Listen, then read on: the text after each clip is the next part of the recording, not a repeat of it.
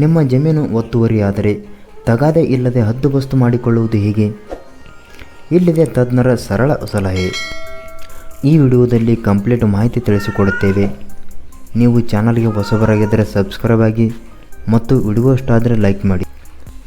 ಯಾವುದೇ ರೀತಿಯ ಹೊಡೆದಾಟ ಬಡೆದಾಟವಿಲ್ಲದೆ ನ್ಯಾಯಸಮ್ಮತವಾಗಿ ಒತ್ತುವರಿಯಾದ ಜಮೀನನ್ನು ಸುಲಭವಾಗಿ ತೆರವುಗೊಳಿಸುವುದು ಹೇಗೆ?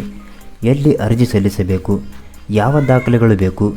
ತೆರವು ಪ್ರಕ್ರಿಯೆ ಯಾವ ರೀತಿ ನಡೆಯುತ್ತದೆ ಎಂಬ ಸಂಪೂರ್ಣ ಮಾಹಿತಿಯನ್ನು ಈ ವಿಡಿಯೋದಲ್ಲಿ ತಿಳಿಸಿಕೊಡುತ್ತೇವೆ. ವಿಡಿಯೋವನ್ನು ಕೊನೆಯವರೆಗೂ ನೋಡಿ.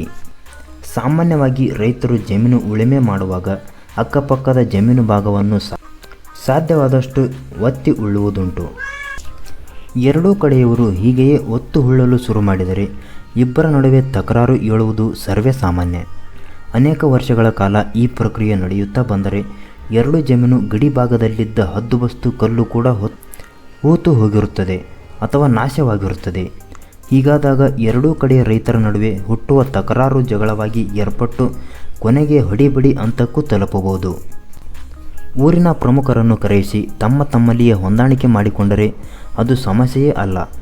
ಬಹುತೇಕ ಸಂದರ್ಭದಲ್ಲಿ ಊರಿನ ಪ್ರಮುಖರ ಕಿವಿಗೆ ವಿಚಾರ ತಲುಪುವ ಮೊದಲೇ ಆಗಬಾರದ್ದು ಹಾಗೆ ಹೋಗಿರುತ್ತದೆ. ಹೀಗಾದಾಗ ಎರಡೂ ಕುಟುಂಬಗಳ ನೆಮ್ಮದಿ ಹಾಳು, ಇಬ್ಬರ ನಡುವಿನ ವಿಶ್ವಾಸಕ್ಕೂ ಧಕ್ಕೆ. ಅದು ಜಮೀನು ಒತ್ತುವರಿ ವಿಚಾರದ ರೈತರ ನಡುವಿನ ಸಾಮಾನ್ಯ ಪ್ರಕರಣವಾಯಿತು.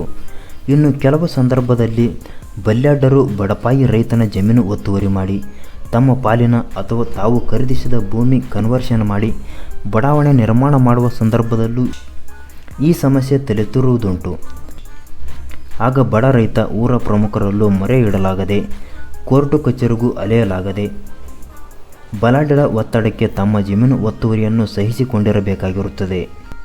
ನಾವು ತಿಳಿಯಬೇಕಾಗಿರುವುದು ಮೊದಲನೇ 3 ಕಂಟೆಂಟ್ಗಳು. ಹದ್ದುಬಸ್ತು ಎಂದರೇನು? ಅರ್ಜಿ ಹೇಗೆ ಸಲ್ಲಿಸಬೇಕು? ಸರ್ವೆಗೆ ಶುಲ್ಕವೆಷ್ಟು? ನ್ಯಾಯಾಂಗದ ಮೊರೆ. ಮೊದಲನೆಯದಾಗಿ ಹದ್ದುಬಸ್ತು ಎಂದರೇನು?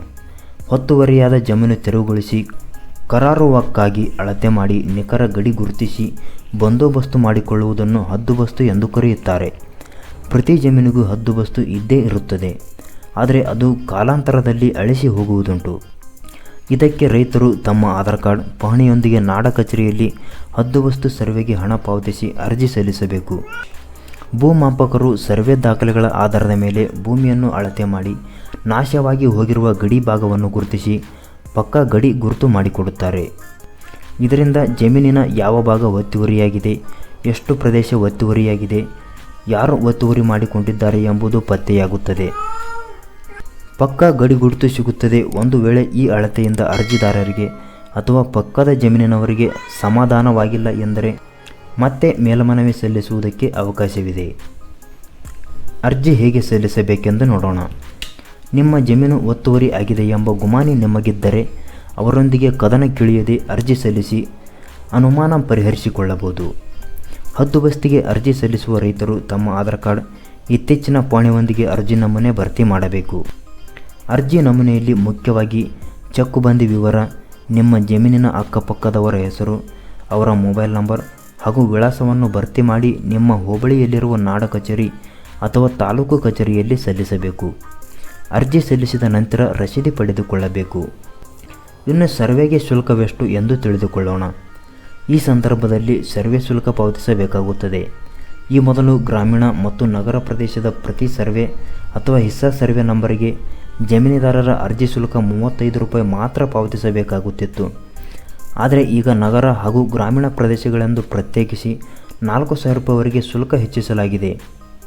ಗ್ರಾಮೀಣ ವ್ಯಾಪ್ತಿಯಲ್ಲಿ 2 ಎಕರೆವರೆಗೆ 1,500 ರೂಪಾಯಿ ಮತ್ತು 2 ಎಕರೆಗಿಂತ ಹೆಚ್ಚಿದ್ದರೆ ಪ್ರತಿ ಹೆಕ್ಟರ್ಗೆ ಹೆಚ್ಚುವರಿ 400 ರೂಪಾಯಿ ಶುಲ್ಕ ಪಾವತಿಸಬೇಕಾಗುತ್ತದೆ.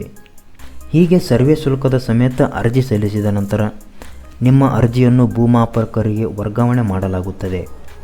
ಆಗ ಭೂಮಾಪಕರು ಎರಡೂ ಕಡೆಯವರಿಗೆ ನೋಟಿಸ್ ಕೊಟ್ಟು ದಿನಾಂಕವನ್ನು ನಿಗದಿಪಡಿಸುತ್ತಾರೆ. ಅವರು ಹೇಳಿರುವ ದಿನಾಂಕದಂದು ಅರ್ಜಿದಾರರ ಮತ್ತು ಪಕ್ಕದ ಜಮೀನುದಾರರ ಸಮ್ಮುಖದಲ್ಲಿ ಸರ್ವೆ ದಾಖಲೆಗಳ ಆಧಾರದ ಮೇಲೆ ಜಮೀನಿನ ಅಳತೆ ಕಾರ್ಯ ನಡೆಯುತ್ತದೆ. ಅಳತೆ ಕಾರ್ಯ ಮುಗಿದ ನಂತರ ಅರ್ಜಿದಾರರ ಬಾಂದುಕಲ್ಲುಗಳನ್ನು ಹಾಕಿಕೊಳ್ಳಬೇಕಾಗುತ್ತದೆ. ಇನ್ನು ನ್ಯಾಯಾಂಗದ ಮೊರೆಯ ಬಗ್ಗೆ ಮಾತನಾಡೋಣ. ಹಾಗೊಂದು ವೇಳೆ ಪಕ್ಕದ ಜಮೀನಿನ ಮಾಲೀಕರು ಒತ್ತುವರಿ ಬಿಡಲು ಒಪ್ಪದೇ ಇದ್ದಲ್ಲಿ ಸಿವಿಲ್ ನ್ಯಾಯಾಲಯದ ಮೊರೆ ಹೋಗಬೇಕಾಗುತ್ತದೆ. ಆಗ ಹದ್ದುಬಸ್ತು ನಕ್ಷೆ ಹಾಗೂ ವರದಿ ನ್ಯಾಯಾಲಯದಲ್ಲಿ ಪ್ರಮುಖ ಆಧಾರವಾಗಿರುತ್ತದೆ. ಪಕ್ಕದ ಜಮೀನಿನವರು ಏನಾದರೂ ನ್ಯಾಯಾಲಯದಿಂದ ತಡೆಯಾಜ್ಞೆ ತಂದಿದ್ದಲ್ಲಿ ಅಳತೆ ಕಾರ್ಯ ನಿರ್ವಹಿಸಲು ಸಾಧ್ಯವಾಗುವುದಿಲ್ಲ. ಕೆಲವು ಸಲ ಅಳತೆ ಕಾರ್ಯ ಸಮಯದಲ್ಲಿ ಶಾಂತಿ ಭಂಗ ಉಂಟಾಗಬಹುದು ಎಂದು ಮೊದಲೇ ಗೊತ್ತಿದ್ದರೆ ಸೂಕ್ತ ಪೊಲೀಸ್ ಬಂದೋಬಸ್ತಿಗೆ ಅರ್ಜಿ ಸಲ್ಲಿಸಬೇಕು. ನ್ಯಾಯಾಲಯದಲ್ಲಿ ಹದ್ದುಬಸ್ತಿನ ನಕ್ಷೆ, ಪಹಣಿ, MR ಅಂದರೆ ಮ್ಯೂಟೇಷನ್ ರಿಜಿಸ್ಟ್ರೇಷನ್ ನೋಂದಣಿ ಪತ್ರಗಳಿಗೆ ವಕೀಲರ ಮೂಲಕ ಅರ್ಜಿ ಸಲ್ಲಿಸಿ ನ್ಯಾಯ ಪಡೆದುಕೊಳ್ಳಬಹುದು. ಮ್ಯೂಟೇಷನ್ ಆರ್ಡರ್ ತೆಗೆದುಕೊಂಡು ಪೊಲೀಸರ ಸಮ್ಮುಖದಲ್ಲಿ ಒತ್ತುವರಿ ತೆರವುಗೊಳಿಸುವುದಕ್ಕೆ ಕೋರ್ಟ್ ಆದೇಶ ನೀಡುತ್ತದೆ. ಈ ಮಾಹಿತಿಯ ಬಗ್ಗೆ ನಿಮಗೆ ಏನೆನಿಸುತ್ತದೆ ಕಮೆಂಟ್ ಮಾಡಿ ಮತ್ತು ವಿಡಿಯೋ ಇಷ್ಟ ಆದರೆ ಲೈಕ್ ಮಾಡಿ.